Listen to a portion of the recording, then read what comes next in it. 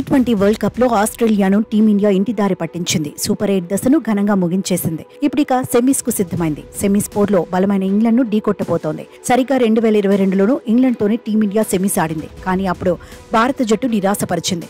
భారీ అంచనాలను అందుకోలేకపోయింది.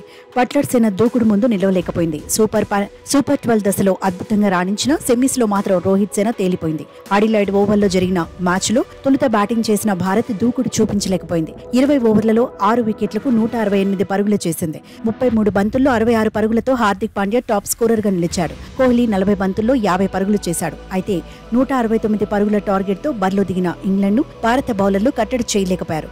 Buttler, Alex hails దూకుడు ముందు చేతులెత్తేశారు. ఇంగ్లాండ్ ఓపెనర్లిద్దరూ హాఫ్ సెంచరీలు సాధించారు. దీంతో మరో 24 బంతులు ఉండగానే బట్లర్ సేన విజయం సాధించింది.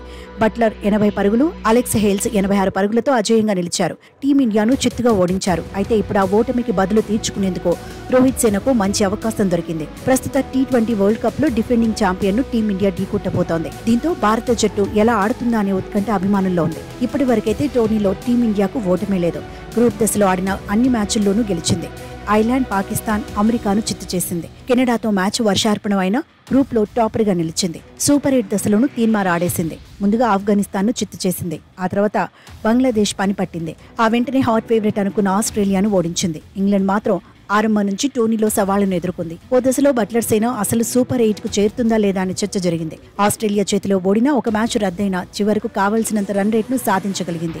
స్కాట్లాండ్ ను వెనక్కి నెట్టి సూపర్ 8 లోకి అడుగుపెట్టింది. సూపర్ 8 దశలో సౌత్ ఆఫ్రికా చేతిలో యాంటీ క్లైమాక్స్ ఎదురైన వెస్టిండీస్ ను చిత్తు చేసింది.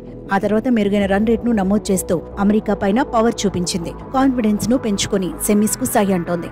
దీంతో ఇండియా, ఇంగ్లాండ్ మధ్య సెమీస్ హోరాహోరీగా సాగడం ఖాయమనే అంచనాలున్నాయి.